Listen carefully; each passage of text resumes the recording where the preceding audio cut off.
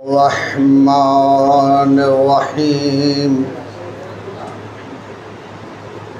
الحمد لله الذي هدانا لهذا وما كنا لنهتدي لولا أن هدانا الله لقد جاءت رسل ربنا بالحق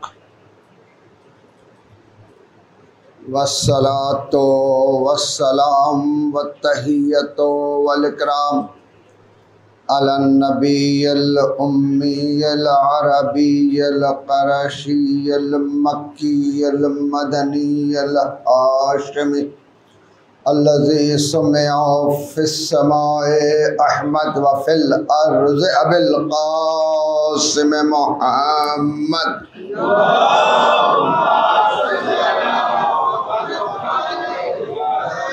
والصلاة والسلام والتحية والإكرام على أهل بيته الطيبين الطاهرين المعصومين المظلومين وصحبه المنتجبين على لعنة الله على أعدائهم أجمعين من الآن إلى قيام يوم الدين.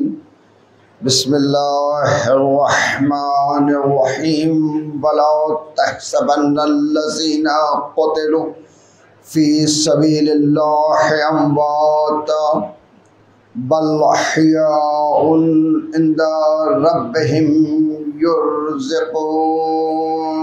صلوات.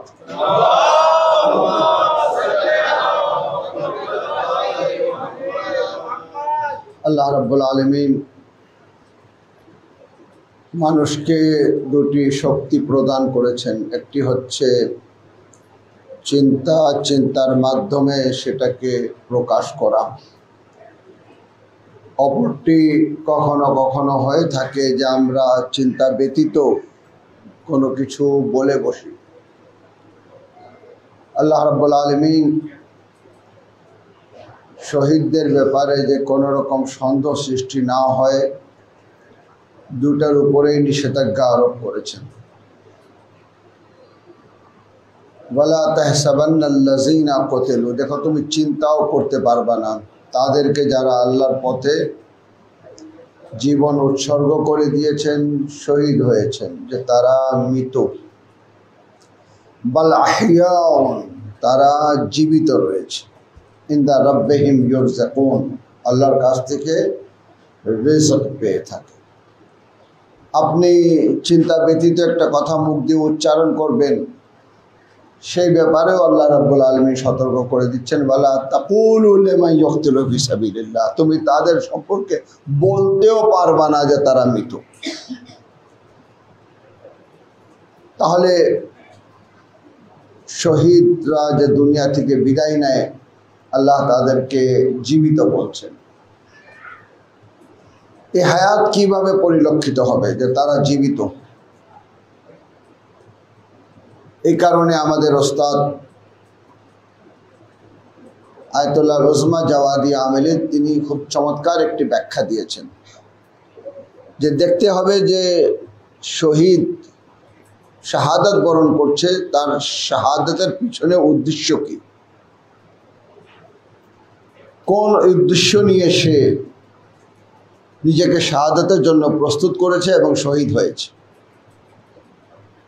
যদি ওই উদ্দেশ্য, যেই উদ্দেশ্যকে কেন্দ্র করে সে শহীদ হয়েছে, ওটা যদি জাগ্রত রয়েছে, ওটা যদি বেঁচে রয়েছে, নিশ্চিতভাবে শহীদও কিন্তু বেঁচে আছে। কেন? তার উদ্দেশ্য এটাই ছিল যে আমি আমার জীবন দিয়ে দিই, যে উদ্দেশ্যে আমি জীবন দিচ্ছি সেটা যেন বেঁচে থাক। তাহলে আসুন দেখুই আমরা ইমামে হুসাইন আলাইহিস সালাতু ওয়াস সালাম কেন জীবন দিয়েছেন।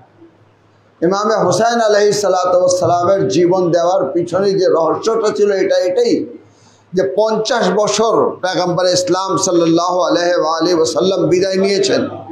50 বছর পূর্বে তিনি বিদায় নিয়েছেন। 50 বছরের মধ্যে উম্মত এমন এক জায়গায় ধাবিত হলো যে ইয়াজিদের মতন ফাসিক খেলাফতের আসনে বসেছে, যে ইমামে হোসেন আলাইহিস সালাতু ওয়াস সালামের কাছ থেকে বায়াত চেয়েছে। কেন ইমামে হুসাইনের কাছ থেকে বায়াত নেওয়ার এত গুরুত্ব? যেহেতু সে জানতো যে তিনি হচ্ছেন হুজ্জতে খোদা, তিনি হচ্ছেন রসুলের দহিত্র, ওনার বায়াত মানে আমার খেলাফতের স্বীকৃতি, ওনার বায়াত মানে আমার ক্ষমতার স্বীকৃতি, ওনার বায়াত মানে আমাকে স্বীকৃতি প্রদান করা। তাই বায়াত চেয়েছিল। ইমামে হুসাইন আলাইহিস সালাতু ওয়াস সালাম স্পষ্ট করেছিলেন, মিসলি লা ইউবায়ু মিসলুহু, আমি কেন, আমার মতন কেউ ইয়াজিদের মতন ফাসিক ও ফাজিরের বায়াত করতে পারে না। আকা যদি বায়াত করতেন আপনি আপনার পরিবার বেঁচে যেত। ইমামে হুসাইন আলাইহিস সালাতু ওয়াস সালাম বলবেন যে আমি তো ডাক দিয়ে বলেছি, হে তলোয়ার আসো, হুসাইনকে টুকরো টুকরো করে দাও। ইনকানা দীনে মোহাম্মদ লাম ইয়াস্তাকিম ইল্লা বিকতলি, যদি নানার দিন আমার হত্যা ব্যতীত যদি প্রতিষ্ঠিত না হয়, তলোয়ার আসো আমার টুকরো টুকরো করে দাও।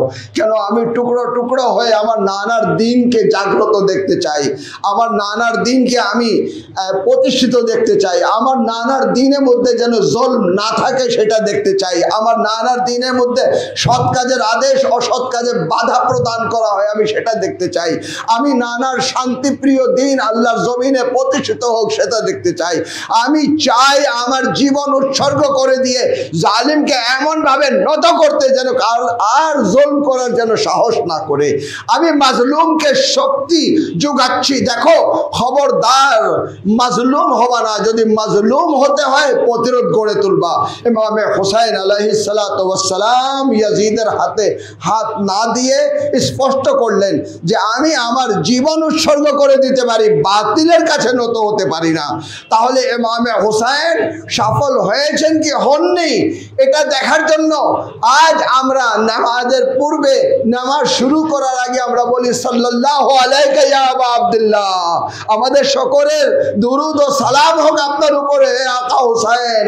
কালকে কারবালায় আপনি যদি জীবন না দিতেন তো যুগে যুগে ইসলামী খেলাফতের নামে ইয়াজিদ ক্ষমতায় আসতো আর আমাদের প্রিয় নবীর দিনকে দাফন করে দেওয়া হতো। ইমামে হুসাইন বুকের তাজা রক্ত দিয়ে দিন রক্ষা করেছেন। আজ দিন দেখতে পাচ্ছেন, আজ আশহাদু আল্লা ইলাহা ইল্লাল্লাহ আশহাদু আন্না মুহাম্মাদান রাসূলুল্লাহ আপনারা শুনতে পাচ্ছেন। এর অর্থই হলো যে ইমামে হুসাইন আলাইহিস সালাতু ওয়াস সালাম বিজয় অর্জন করেছেন। তিনি যে উদ্দেশ্যে শহীদ হয়েছেন সেই উদ্দেশ্য ছিল ইসলাম রক্ষা, এবং ইসলাম এখনো বেঁচে রয়েছে। আর এই বিজয়ে খুব বেশি দেরি হয়নি। কারবালার পরে যখন ইমামে জাইনুল আবদিন আলাইহিস সালাতু ওয়াস সালাম ইয়াজিদের দরবারে উপস্থিত হয়েছেন, আর যখন আজানের সময় হয়ে গেল, ইয়াজিদ নির্দেশ দিল আজান দেওয়ার। যখন বলা হলো আল্লাহু আকবার, ইমামও বললেন আল্লাহু আকবার। বলা হলো আশহাদু আল্লা ইলাহা ইল্লাল্লাহ, ইমামও বললেন আশহাদু আল্লা ইলাহা ইল্লাল্লাহ। যখনই বলা হলো আশহাদু আন্না মুহাম্মাদান রাসূলুল্লাহ, তখন ইমামে জাইনুল আবদিন বললেন মুয়াজ্জিনকে, মুয়াজ্জিন থেমে যাও, থেমে যাও। ইয়াজিদকে উদ্দেশ্য করে বললেন, ইয়াজিদ সত্যিকার বলো যে হুসাইন, যে রাসূলের কালমা পড়ছো, যে রাসূলের জন্য বলছো আশহাদু আন্না মুহাম্মাদান রাসূলুল্লাহ, সেই রাসূল তোমার নানা ছিল না আমার নানা। এখানেই কিন্তু স্পষ্ট করে দিচ্ছেন যে ইয়াজিদ তুমি যেটা শেষ করতে চেয়েছো সেটা শেষ হয়নি। কিয়ামত পর্যন্ত যেটা থেকে যাবে সেটা হচ্ছে হুসাইনের নাম। তো যেহেতু ইমামে হুসাইনের এই চেতনাকে জীবিত রাখা আমাদের সকলের দায়িত্ব, এই জন্য মুহররমের চাঁদ বের হলে আমরা কারবালার চর্চা করি। কারবালায় কি ঘটেছিল এটা আমরা বলি। কেন? এটা বললে কি হয়? জালিমের প্রতি ঘৃণা সৃষ্টি হয়, মাজলুমের প্রতি ভালোবাসা সৃষ্টি হয়। আমরা জালিমকে দমন করতে চাই, আমরা মাজলুমকে আল্লাহর জমিনে আর মাজলুম দেখতে চাই না। এই কারণে আমরা আজাদারিয়ে সৈয়দের সহদা করি। এই আজাদারিয়ে সৈয়দের সহদাই কারণ হয়ে দাঁড়ালো যে ইরানি জাতি হুসাইন থেকে বেঁচে থাকা শিখেছে, জালিমের বিরুদ্ধে রুখে দাঁড়ানো শিখেছে, মাজলুমের পক্ষে অবস্থান নেওয়া শিখেছে। তাই মুসলিম জাহানে কেউই ফিলিস্তিনের পাশে ছিল না। ফিলিস্তিনের পাশে ছিল তো শিয়ানে আলী ছিল। কেন? এই জন্য যে তারা শাহাদাতের যে তাৎপর্য সেটাকে জানে। হুসাইনের চেতনা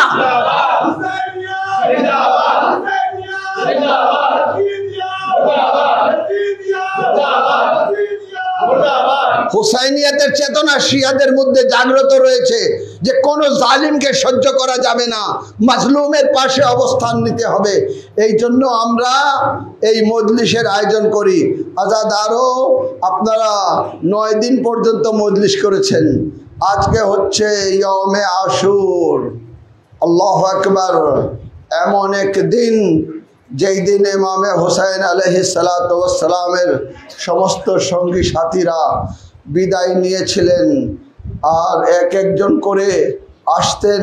কই ইমামে হুসাইনের সাথে তো তেমন সৈন্য ছিল না, মাত্র 72 জন, তার মধ্যে ছোট শিশু আলী আসগরও ছিল, কিন্তু ইমামে হুসাইন তাদেরকে নিয়েই প্রতিরোধ গড়ে তুলেছিলেন।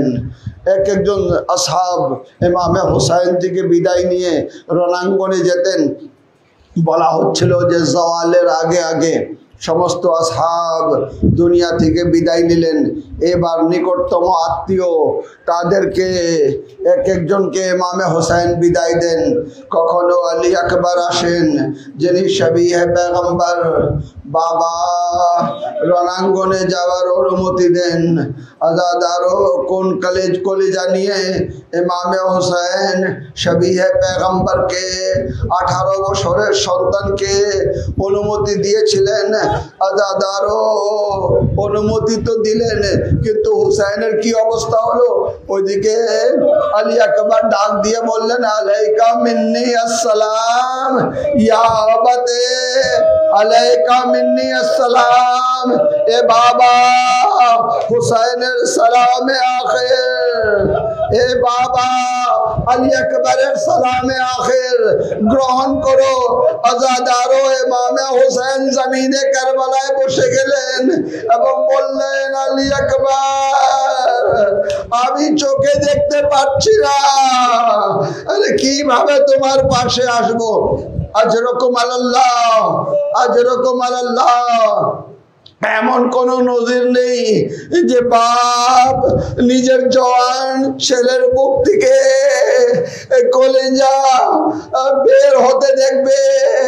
ইমামে হুসাইন যখন দেখেছিলেন যে পরছা আলী আকবরের বুকের মধ্যে রয়ে গেছে, আজাদারও জানি না কিভাবে তিনি এই পরছাকে বের করেছিলেন।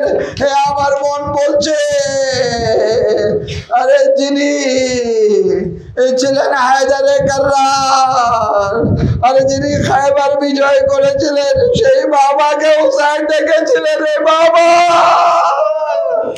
হুসাইনকে সাহায্য করো যেন আমি নায়েজা বের করতে পারি। আজরকুম আলাল্লাহ, আজরকুম আলাল্লাহ। আহলে বাইতের সকল সদস্যরা শহীদ হতে থাকলেন। শেষ শহীদ 6 মাসের শিশু আলী আসগর, যার শাহাদাতের পর ইমামে হুসাইন চিন্তিত হয়ে গেলেন যে তাবুতে কিভাবে যাব। আপনারা এখনই আমালে আশুর করেছেন আলী আসগরের লাশকে নিয়ে। ইন্না লিল্লাহি ওয়া ইন্না ইলাইহি রাজিউন। রাজান বিকাযাইহি ওয়া তাসলিমান লিআমরি। খায়বার দরজার উপরে যেতেন, আবার চিন্তা করতেন মা যদি দেখবে তার সবাই শিশুকে, আরে কিভাবে ধৈর্য ধারণ করবে। আবার ফিরে আসতেন, আবার বলতেন তাবুতে তো নিতেই হবে। আবার চিন্তা করতেন যদি সাকিনা এই অবস্থায় দেখে। আজরকুম আলাল্লাহ একবার লাশ নিয়ে হাজির হয়ে গেলেন, বললেন, উম্মে রবাব, আরে তোমার আলী আসগরকে নিয়ে যাও। উম্মে রবাবের পূর্বেই দেখতে পাচ্ছি এই যে হযরত সাকিনা এসে হাজির। এ বাবা, এ বাবা, আলী আসগর পানি পান করেছে, আমি তৃষ্ণার্ত রয়ে গেলাম। হুসাইন একবার আবার ছড়িয়ে দিলেন, হাতের উপরে জবাই হওয়া ছোট্ট শিশু।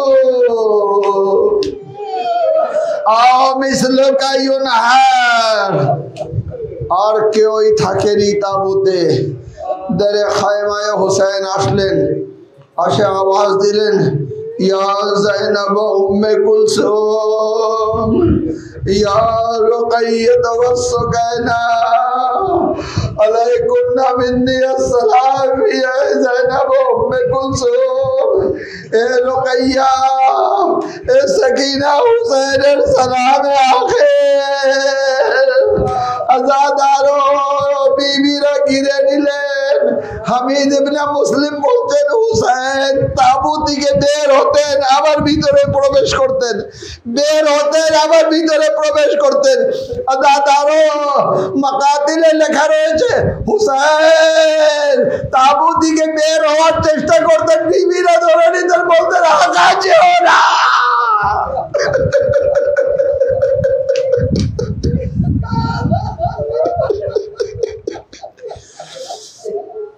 आका जेओ ना, आका अपनी शहीद हो गए हाथे डोरी बांधा होबे पर्दा व्यतीत करबला থেকে কুফা, কুফা থেকে শাম। আজরকুম আল্লাহ হুসাইন তাবু থেকে বের হয়ে আসলেন, তাবু থেকে বের হয়ে আসলেন। ফ্যানটা একটু ঘোরাই দাও এইদিকে। তাবু থেকে বের হয়ে আসলেন। বের হয়ে আসার পর এবার ঘোড়ার কাছে দাঁড়িয়ে গেলেন। দাঁড়িয়ে আওয়াজ দিচ্ছেন আলী আকবর কোথায়? আমি তোমাকে ঘোড়ায় উঠিয়েছিলাম, আমি তোমাকে ঘোড়ায় সওয়ার করেছিলাম। এ আলী আকবর আসো, আরে বাবা আসো, হুসাইনকে সাহায্য করো, হুসাইনকে সাহায্য করো। আজাদ আরো অন্য কেউ না, জায়নাব তাঁবু থেকে বের হয়েছিলেন, হুসাইনকে ধরে ঘোড়ায় বসিয়েছিলেন। আজাদ আরো ঘোড়ায় বসে গেলেন, কিন্তু কোন ক্রমে ঘোড়া দুলদুল অগ্রসর হচ্ছে না। যখন অগ্রসর হচ্ছে না, একবার হুসাইন দুলদুলের সাথে কথা বলা শুরু করলেন, বলে আর তোমাকে কষ্ট দেব না, আমাকে রণাঙ্গনে নিয়ে চলো। কিন্তু ঘোড়া একবার পায়ের দিকে ইঙ্গিত করলো। হুসাইন যখন দেখলেন তো কি দেখলেন? ঘোড়ার পাকে ধরে সাকিনা, আরে আমার বাবাকে নিও না। সকাল থেকে দেখছি যারাই যাচ্ছে তারা কেউ ফিরে আসছে না।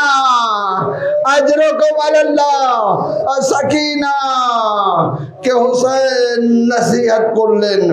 রণাঙ্গনে গিয়ে হাজির হলেন, যুদ্ধ শুরু করলেন। যুদ্ধ করে যাচ্ছেন, আওয়াজ দিয়ে যাচ্ছেন আয়না আয়না আলী আকবর, আলী আকবর কোথায়? আসো বাবার যুদ্ধ দেখো। আয়না আয়না আব্বাস, আমার ভাই আব্বাস কোথায়? আসো। আরে হুসাইনের জিহাদ দেখো। আরো যুদ্ধ করতে করতে আর কত যুদ্ধ করতেন, চারদিক দিয়ে তীর আসা শুরু হলো। ইমামে হুসাইন আর ঘোড়ায় টিকতে পারলেন না, একবার ঘোড়ার গলায় হাত দিয়ে দিলেন। আজাদ আরো আরে যখন ঘোড়া থেকে পড়েছিলেন তখন এমন এক অবস্থায় যে জিয়ারতে ইমাম বলছেন সালাম হোক সেই জাসাদে আতহারের উপরে, যে ঘোড়া থেকে তো পড়েছিল কিন্তু জমিনে কারবালায় আসেনি, কারণ এত তীর ছিল যে হুসাইনের আরে জাসাদে আতহার তীরের উপরে। আজাদ আরো আওয়াজ আসলো, ইয়া আইয়াতুহান নাফসুল মুতমাইন্না ইরজি ইলা রাব্বিক। আর ইমামে হুসাইন তলোয়ার চালাতে পারছেন না। ওখানে স্যার ডাক দিয়ে বলল, কে আলী থেকে প্রতিশোধ দিতে চায়? আসো আজাদ আরো একসাথে তলোয়ার উঠতো ইমামে হুসাইন আলাইহিস সালাতু ওয়াস সালামের উপরে। আজাদ আরো ইমাম সিজদায়ে আখিরের প্রস্তুতি নিচ্ছেন। ঠিক সেই মুহূর্তে এক ছোট শিশু তাঁবু থেকে বের হয়ে চলে আসে। দেখে শাকিয়া আজলি আরে তলোয়ার আঘাত করতে যাচ্ছে, বাচ্চা দুই হাত বাড়িয়ে দিল, আমার চাচাকে মেরো না। আজাদারো হুসাইন দেখলেন, আব্দুল্লাহকে বুকে জড়াই ধরলেন। আজাদারো এটাই শেষ ছিল, একবার জমিনে কারবালায় মাথা রেখে দিলেন। আর জাইনাবে কুবরা যিনি হুসাইনের যুদ্ধ দেখছিলেন, একবার তিল্লে জাইনাবিয়ায় আসলেন, আছে আওয়াজ দিলেন, এই আহলে শাম, আমার ভাইয়ের অপরাধ কি? আমার হুসাইনকে কেন হত্যা করছো? আরে বারবার অনুরোধ করার পর একবার মদিনার দিকে তাকালেন, আবার আওয়াজ দিলেন, এ নানা, আরে কারবালায় আসো, তোমার হুসাইনকে এখানে কেউ চিনছে না। আজাদারও একবার ইমামে হুসাইন চোখ খুলে জাইনাবের দিকে তাকালেন, হাতে ইশারা করলেন, বিবি বিবি তাবুতে যাও, এই দৃশ্য তুমি দেখতে পারবে না। अरे कत्ल होता हो, निगाहों को हटा लो अम्मा, आजादारो। अरे ज़ैनब ताबूते पा রেখেছেন, জমিনে কারবালায় ভূমিকম্প আসলো, আল্লাহ কতল হুসাইন বে কারবালা।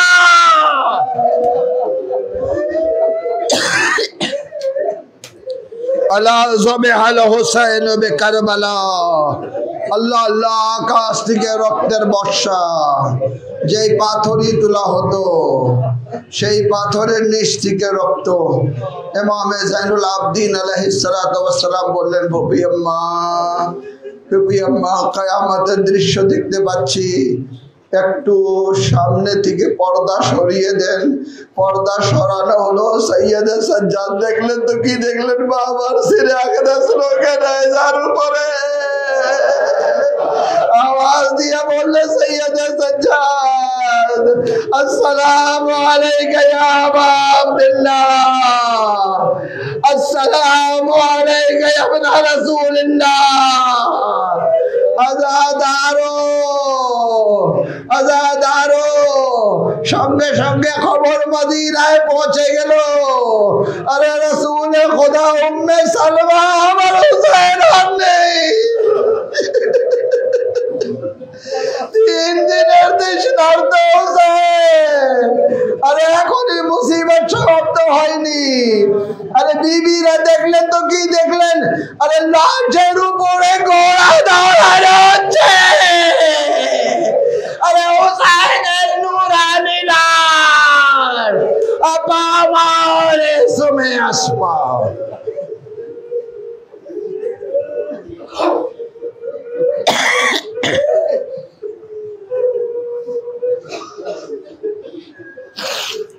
मातम हुसैन।